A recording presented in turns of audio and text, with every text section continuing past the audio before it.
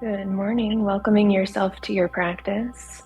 I know we have quite a few people online this morning. If you wouldn't mind muting, I'm getting a little feedback. I'd appreciate that.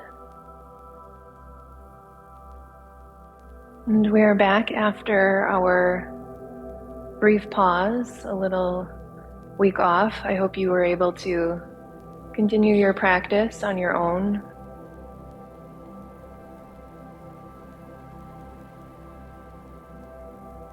And let's start, as always, with cultivation of presence.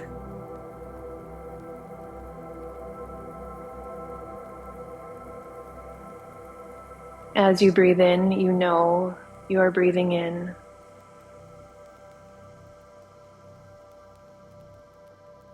As you breathe out, you know you are breathing out. If this is all you did during practice today, you could consider it a success.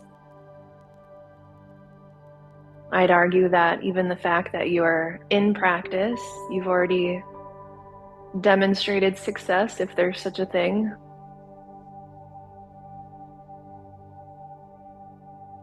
For a few rounds of breath, be here.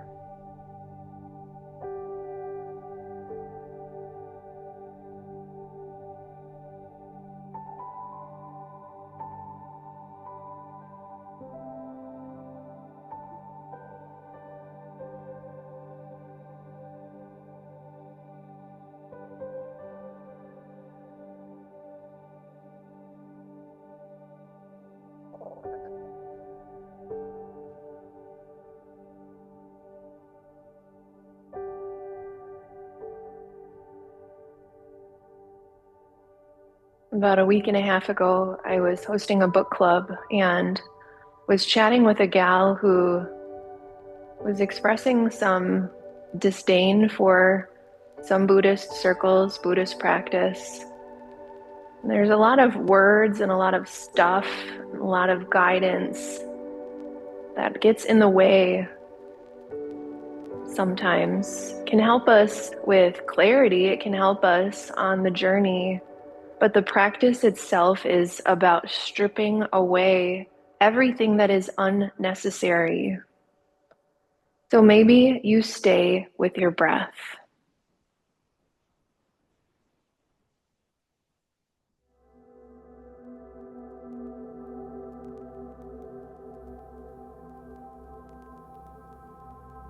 You can find some presence expanding across the physical body. What is here as part of just this moment, just this experience? Our bodies are incredible.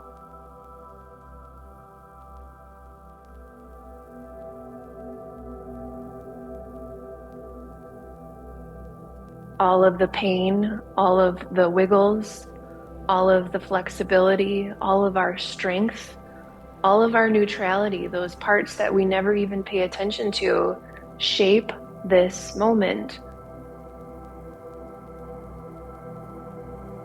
Just as the breath rises, sustains, and falls away, so too does the body. Maybe on a moment-to-moment time frame, cells constantly regenerating, soreness turning into relaxation, relaxation turning into injury, everywhere in between. And as we've studied in the past, this body too will not last.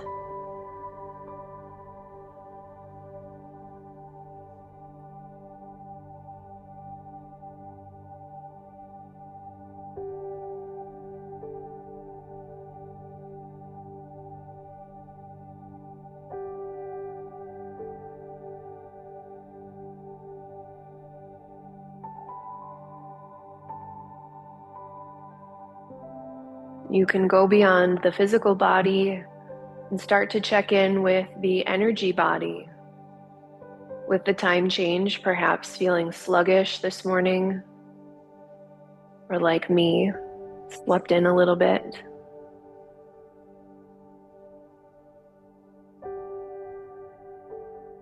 Maybe the mind is feeling cluttered, scattered, open, spacious.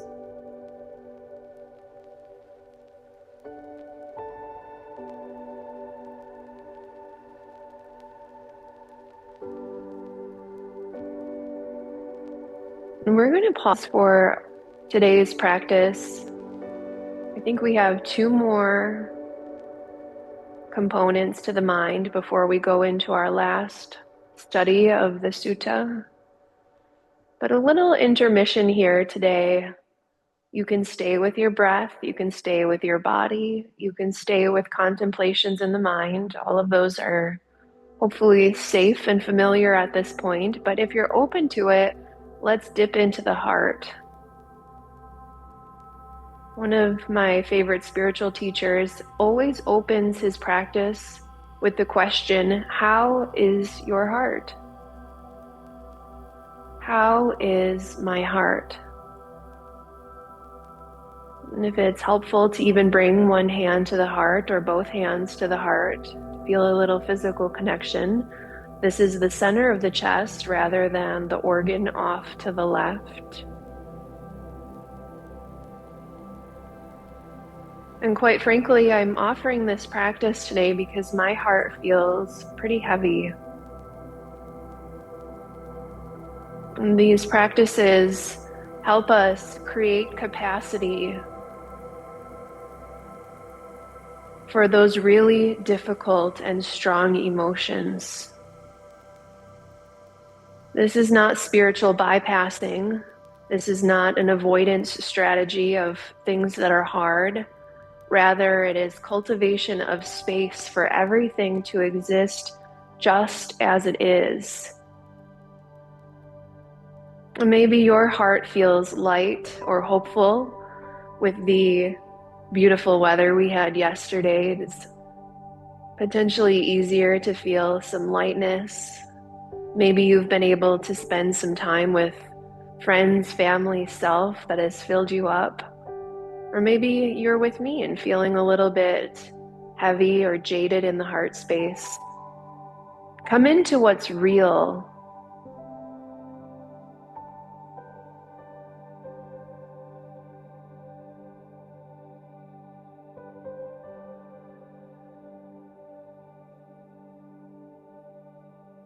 As we find and create space for these really strong emotions, I'm reminded of a saying, also a book by Jack Kornfield, After the Ecstasy, the Laundry. And it's basically a story, a book, writings, whatever, about what happens after liberation, what happens after ecstasy, what happens after enlightenment.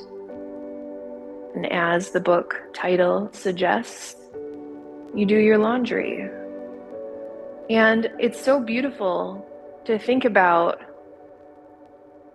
when you are completely free, when you're completely liberated, when you've completely reached enlightenment. That is a moment. Most of these practices are about finding the flow rather than finite, unchanging experiences. When you come into liberation, we still have those earthly duties. We still have our laundry. We still have our relationships, our work, our self.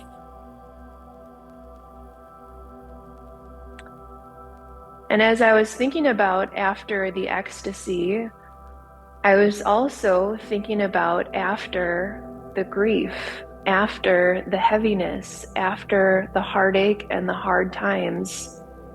There's also still the laundry, which is helpful because I know this emotion won't last.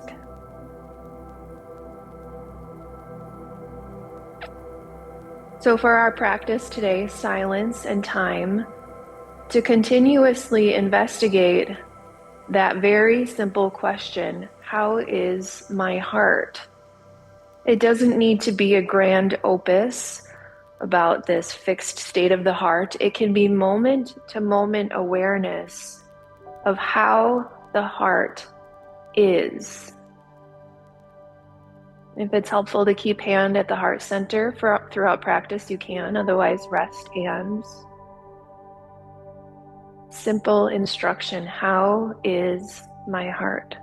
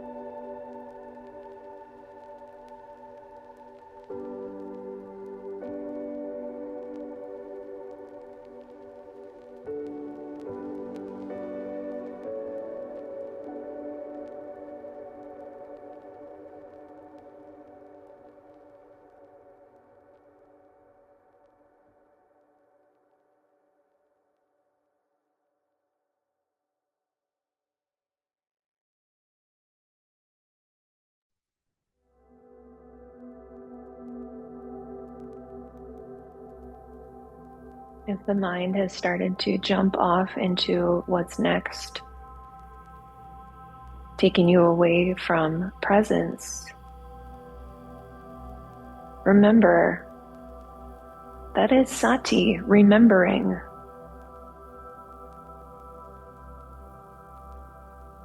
Some translations of sati are mindfulness.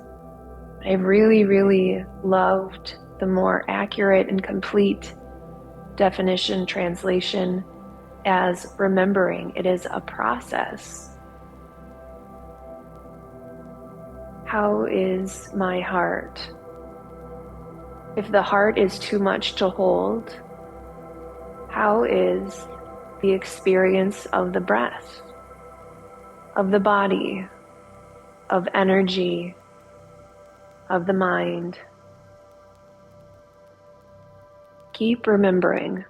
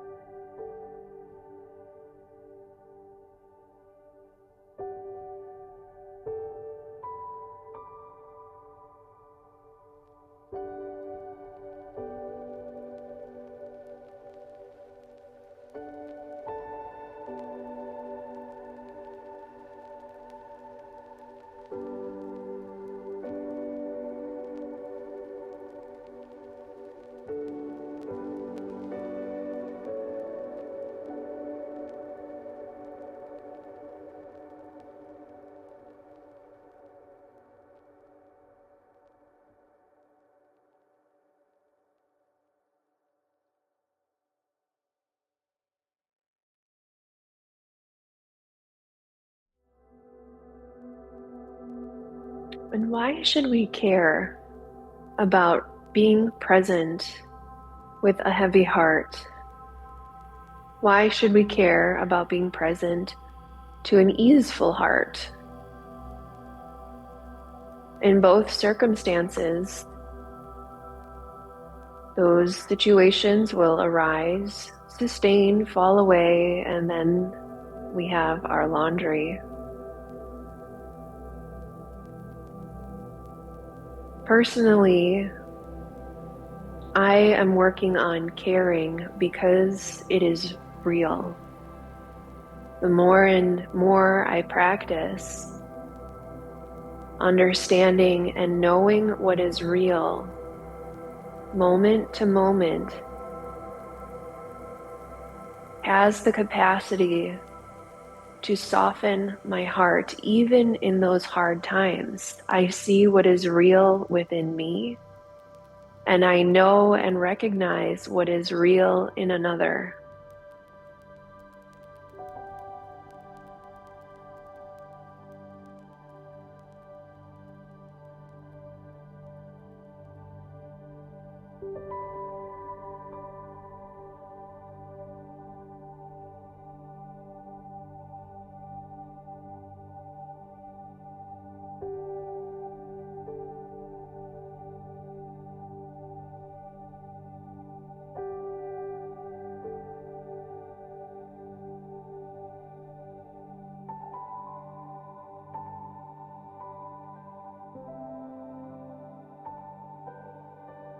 A heavy heart invites us to question what we are capable of holding.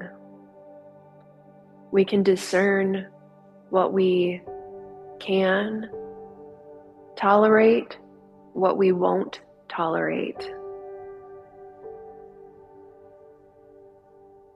The injustices of this world are in no short supply.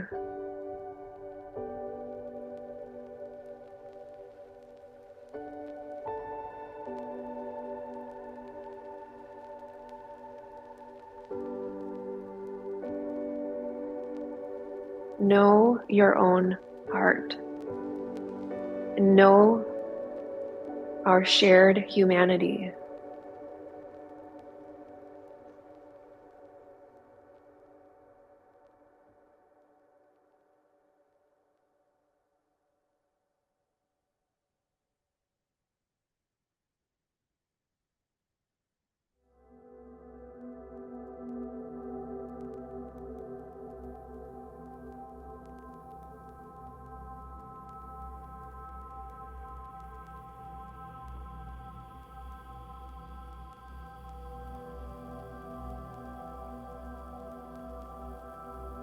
Last couple of moments here, if your hand is not yet on your heart and you're feeling open, a little physical connection to the heart space. One more invitation here.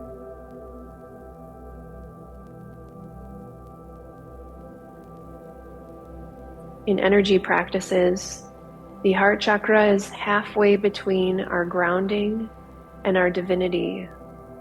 This high traffic intersection, so much will flow through. As always in these practices, we try to remember here so that we can remember off the cushion and in the rest of our day. How can you let that energy, that information flow through an open and knowing heart?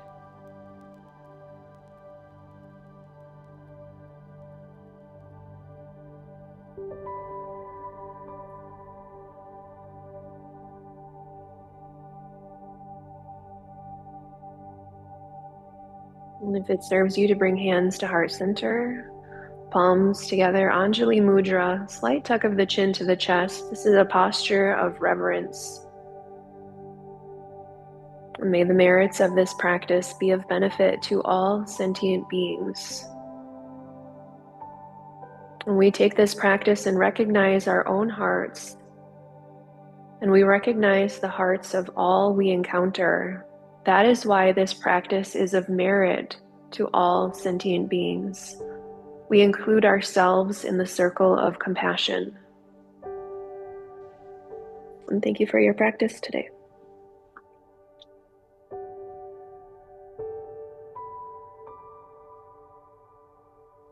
Thank you. Thank you. Thank you online.